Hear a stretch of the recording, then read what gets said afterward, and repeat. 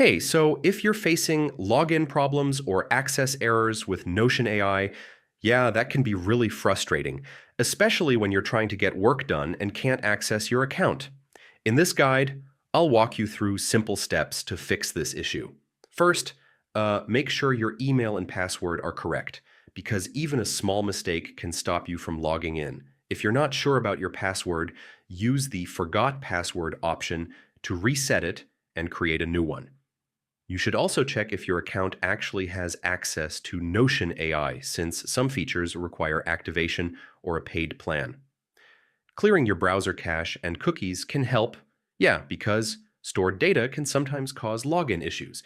Disable any browser extensions, especially ad blockers or security tools, as they can interfere with login processes. You can also try switching to another browser or using the desktop app to see if the issue is platform specific.